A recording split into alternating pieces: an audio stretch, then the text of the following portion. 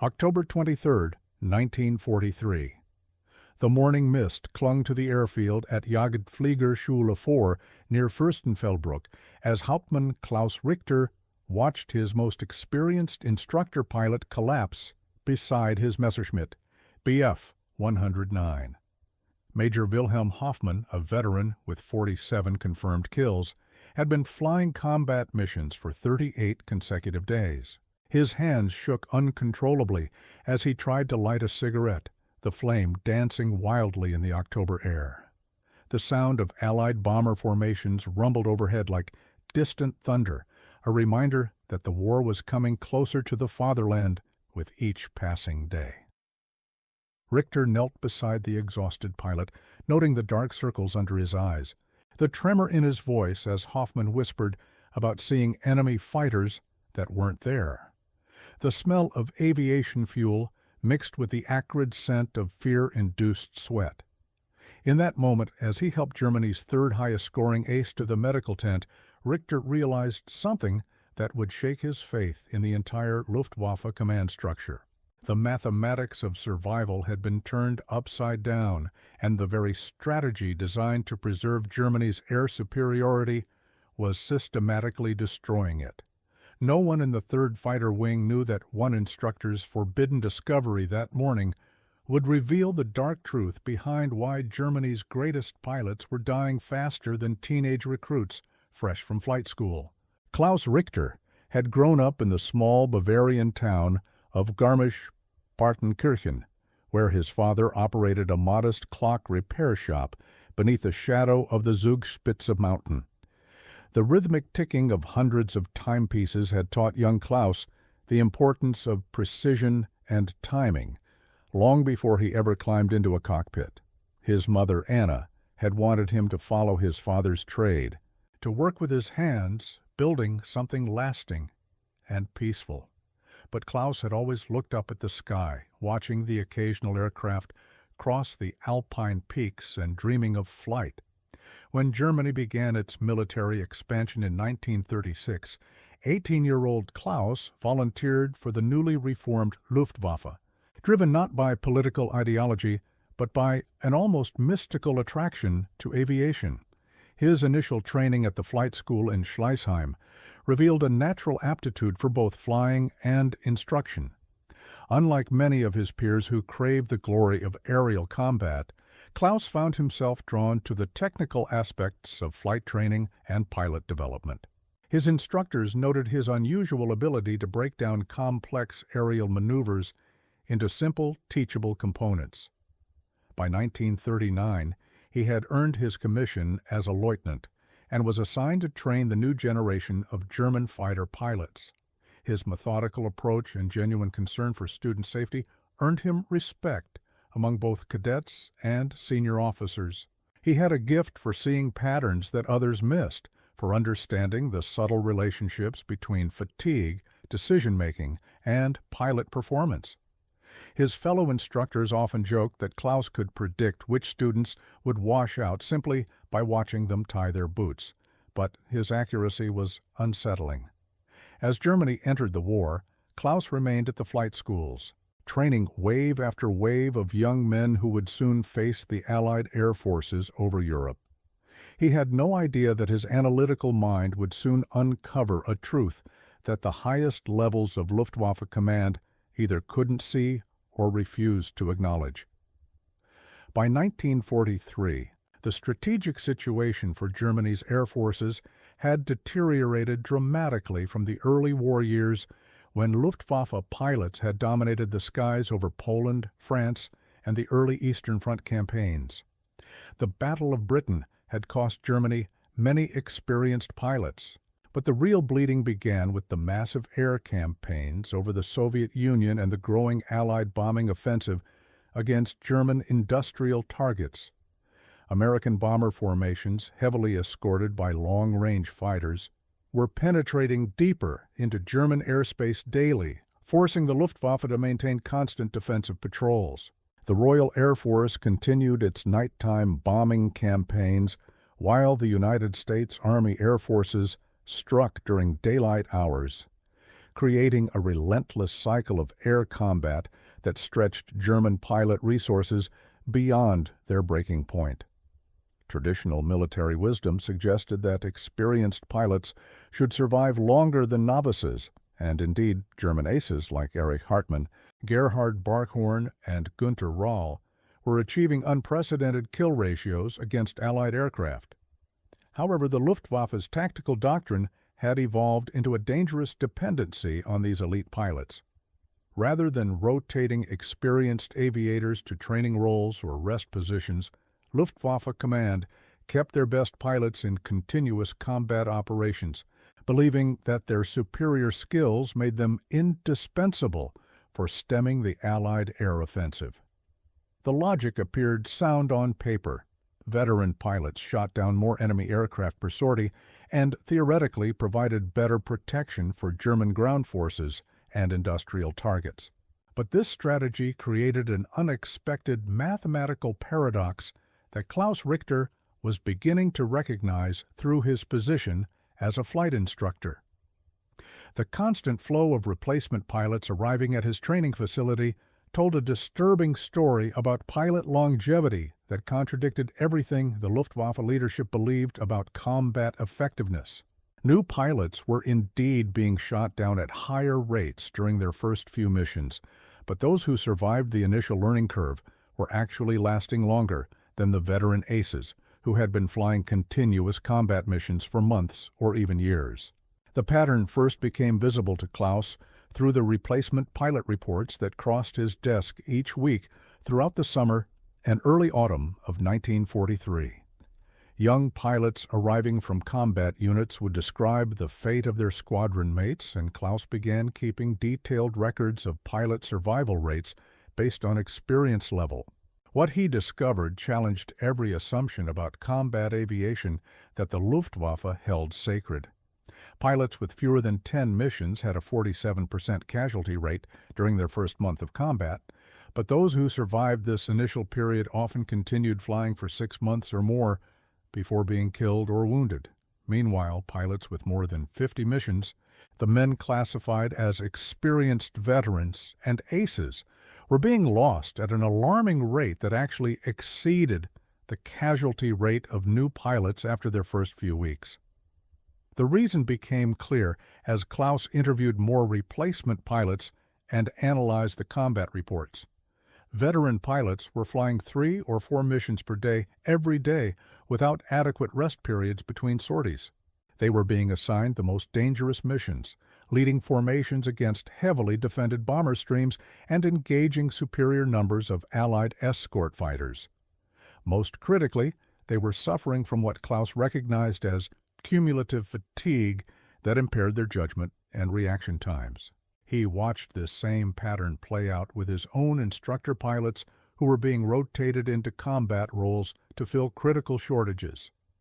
Major Hoffmann had been one of the most skilled pilots Klaus had ever observed, capable of aerobatic maneuvers that seemed to defy the laws of physics. But after weeks of continuous combat flying, Hoffmann was making basic errors that would have failed a student pilot, missing visual cues that should have been automatic, and showing signs of what medical officers were beginning to recognize as combat stress reaction. The mathematics were becoming undeniable. Germany was burning through its most experienced pilots at a rate that would soon leave the Luftwaffe with no one capable of training the next generation. And then Klaus realized something even more disturbing. He had access to training records and performance data that revealed the true scope of the crisis facing German air power. Klaus spent the evening of October 23rd poring over files that technically exceeded his security clearance, but his position as senior flight instructor gave him access to pilot training records from across the Luftwaffe. The data painted a picture that he found almost impossible to believe.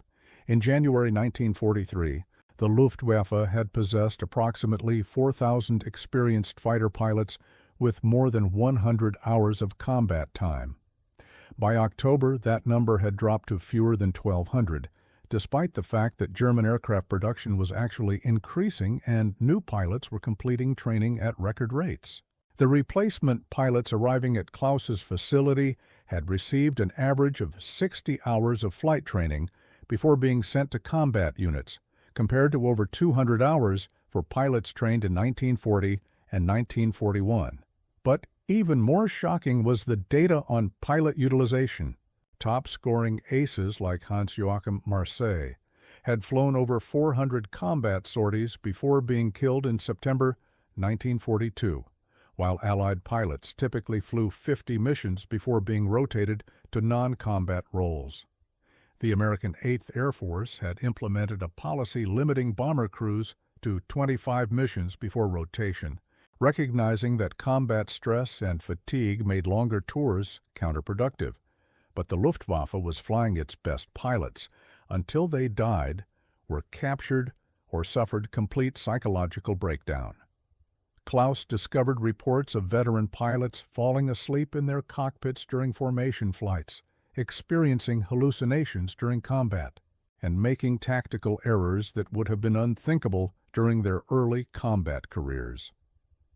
Oberst Johannes Steinhoff, one of Germany's most respected fighter commanders, had written a classified report warning that pilot fatigue was becoming a greater threat to the Luftwaffe than enemy action, but the report had been filed away without action.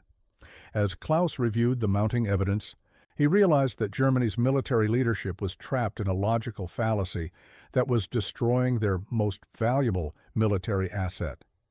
They believed that experienced pilots were irreplaceable, so they used them continuously until those pilots were killed or incapacitated. This created an ever-decreasing pool of experienced aviators who were being worked beyond their physical and psychological limits. Meanwhile, new pilots were being rushed into combat with inadequate training and no experienced wingmen to guide them through their first critical missions. The result was a death spiral that was consuming Germany's air power from within. The crisis reached a breaking point on November 8, 1943, when Klaus received orders to transfer 6 of his most experienced instructor pilots to Jagdgeschwader 26 for immediate combat duty. These men had been training new pilots for over a year, and their departure would cripple his ability to prepare the next class of replacement pilots. Among those being transferred was Oberleutnant Friedrich Weber, a former bomber pilot who had retrained as a fighter pilot and possessed an encyclopedic knowledge of Allied tactics and aircraft capabilities. Weber was also Klaus's closest friend at the base, a thoughtful man who shared Klaus's concerns about pilot training and utilization. As the two men sat in Klaus's office reviewing Weber's transfer orders, they discussed the impossible situation facing the Luftwaffe. Weber had calculated that at current loss rates, Germany would have no experienced fighter pilots left by the spring of 1944.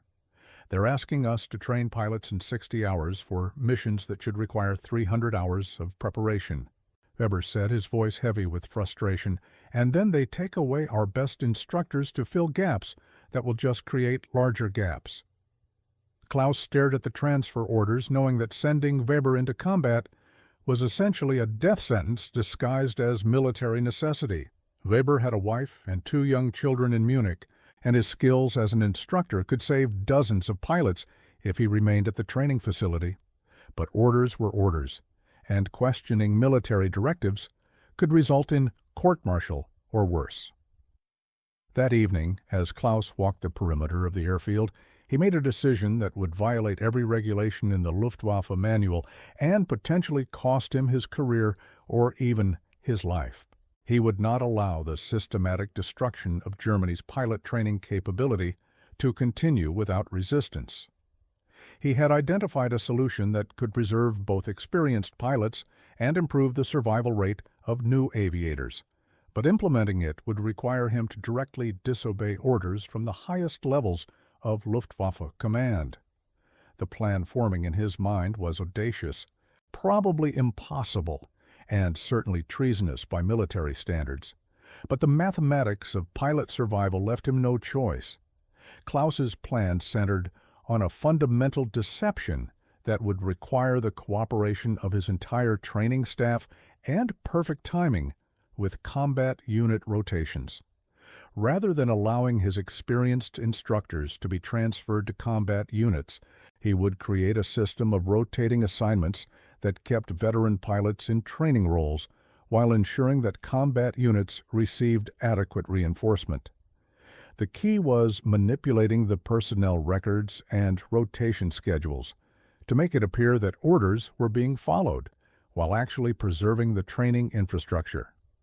Working with Friedrich Weber and 3 other trusted instructors, Klaus began implementing what they privately called Operation Preservation. The first step involved creating false documentation showing that transferred instructors had reported to their assigned combat units, while the pilots actually remained at the training facility under assumed identities and modified duty assignments. This required cooperation from sympathetic clerks in the personnel office and careful coordination with unit commanders who were desperate enough for experienced pilots to overlook administrative irregularities. Simultaneously, Klaus established a covert network of communication with combat unit commanders who were willing to participate in the deception in exchange for receiving better-trained replacement pilots. These commanders understood that having well-trained new pilots was more valuable than receiving one veteran who would likely be killed within weeks. Klaus offered to provide intensive additional training for replacement pilots destined for specific units, giving them specialized knowledge about local conditions, enemy tactics, and aircraft capabilities. This training occurred during evening hours and weekends, officially classified as advanced tactical instruction, but actually representing the kind of comprehensive preparation that new pilots desperately needed. The program required Klaus and his staff to work 18-hour days, but the results were immediately apparent in pilot survival rates. Replacement pilots who completed Klaus's enhanced training program had a 68% survival rate during their first month of combat, compared to 47% for pilots receiving standard training. More importantly, the enhanced training created a foundation that allowed new pilots to continue improving rather than merely surviving their initial combat experience.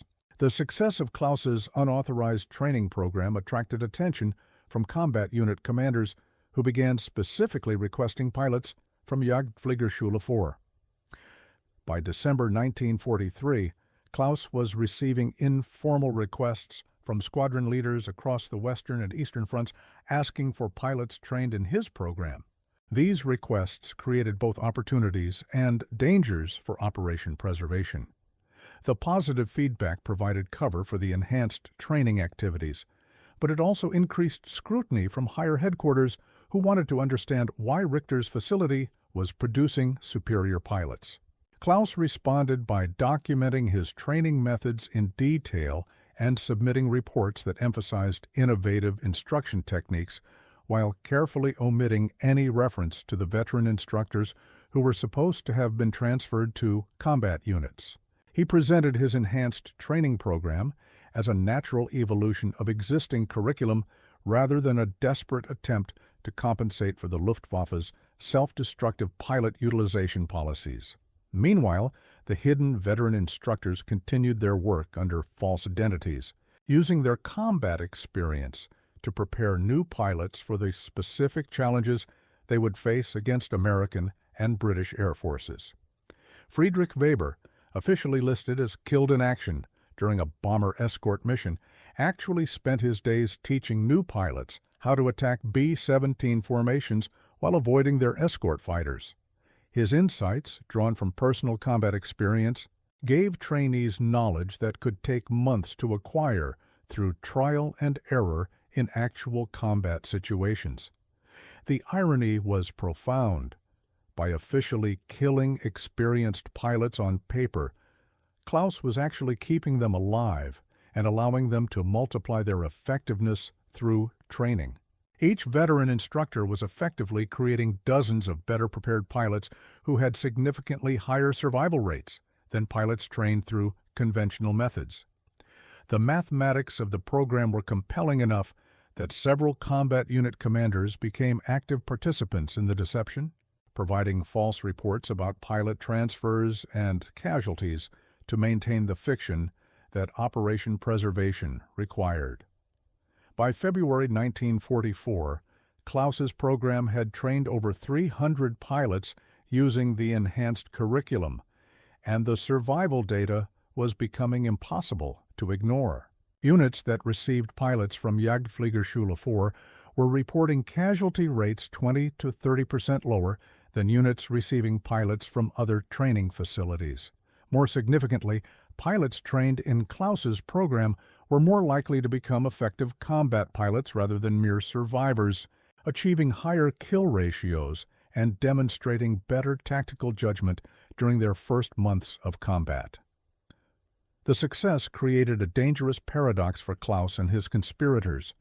The better his program performed, the more likely it was to attract investigation from Luftwaffe headquarters. Inspector General teams were beginning to ask questions about training methods and pilot allocation that could expose Operation Preservation.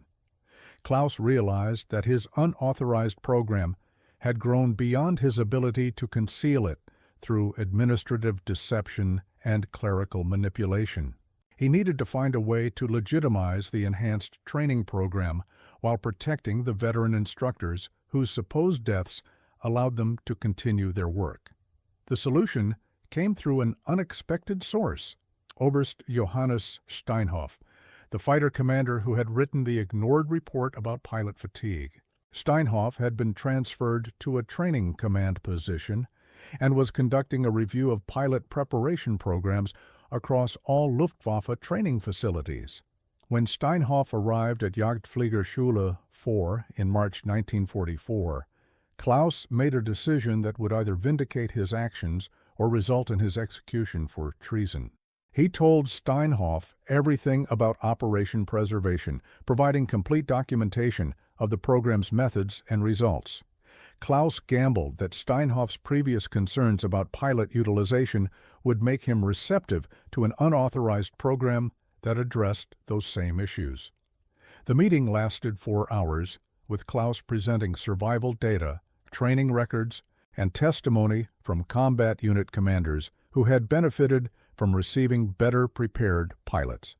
Steinhoff listened without interruption, occasionally asking for clarification about specific procedures or data points.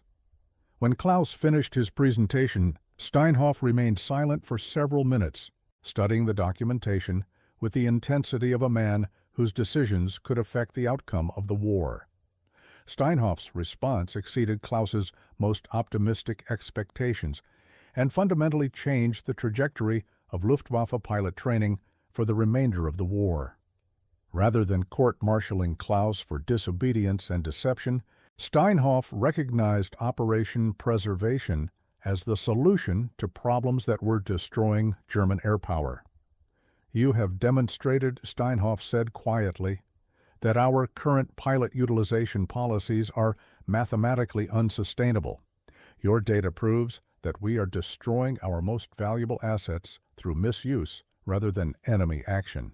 Steinhoff immediately classified Operation Preservation as an experimental training program operating under his direct authority, retroactively legitimizing Klaus's actions and protecting the veteran instructors who had been officially listed as combat casualties. More importantly, Steinhoff began implementing similar programs at training facilities across Germany, creating a network of enhanced pilot preparation that dramatically improved survival rates for new aviators. The program expansion required careful coordination to avoid detection by Luftwaffe headquarters, where traditional thinking about pilot utilization remained unchanged. Steinhoff used his authority as a training commander to create administrative frameworks that preserved experienced instructors while maintaining the appearance of compliance with transfer orders. The enhanced training programs were classified as tactical development initiatives rather than desperate attempts to preserve institutional knowledge. Within 6 months, pilot training facilities across Germany were secretly implementing variations of Klaus's program, using veteran instructors whose combat experience had been preserved through administrative fiction. The results were measurable and significant. Pilot survival rates during first combat tours increased by over 40%, and new pilots required less time to become effective combat contributors. Perhaps most importantly, the program began creating a foundation for long-term pilot development that could sustain German air operations even as the war continued to deteriorate. Klaus found himself promoted to major and transferred to Steinhoff's headquarters, where his insights into pilot training and utilization became the basis for reformed Luftwaffe personnel policies. Friedrich Weber and the other dead instructors were quietly reassigned to training roles under their real identities, their official resurrections explained as administrative errors rather than deliberate deception. The long-term impact of Klaus Richter's unauthorized program extended far beyond the immediate improvement in pilot survival rates during 1944 and 1945. Post-war analysis by American and British intelligence services revealed that German pilot quality actually improved during the final years of the war, despite deteriorating strategic circumstances and reduced training time. The enhanced training programs had created a cadre of better-prepared pilots who could function effectively even with limited flight time and outdated aircraft. Several American pilots interviewed after the war noted that German pilots encountered during late 1944 and early 1945 seemed better trained and more tactically sophisticated than German pilots encountered earlier in the war, despite having less flying experience. This improvement was directly attributable to the training methods developed by Klaus and propagated through Steinhoff's network of enhanced training facilities. Klaus himself survived the war and returned to Garmisch-Partenkirchen, where he reopened his father's clock repair shop and never spoke publicly about Operation Preservation. He married his childhood sweetheart, Elizabeth, in 1946 and raised 3 children who grew up believing their father had spent the war as a routine flight instructor. Klaus's wartime records remained classified for decades, and his role in improving German pilot training was not acknowledged until historians gained access to previously secret documents in the 1980s. Friedrich Weber also survived the war and became a commercial airline pilot, eventually serving as a training captain for Lufthansa during the airline's post-war reconstruction. Weber occasionally visited Klaus in Garmisch-Partenkirchen, and the two men would sit in the clock shop surrounded by the rhythmic ticking of timepieces, discussing their wartime experiences in vague terms that avoided specific details about their unauthorized activities.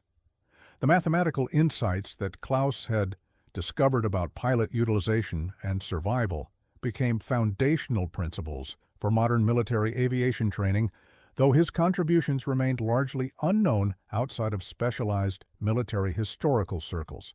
American and British Air Forces incorporated similar principles into their post-war training programs, recognizing that pilot experience was too valuable to waste through improper utilization. The irony of Klaus's story lay in the fact that his greatest military achievement was technically an act of disobedience that violated direct orders and military regulations.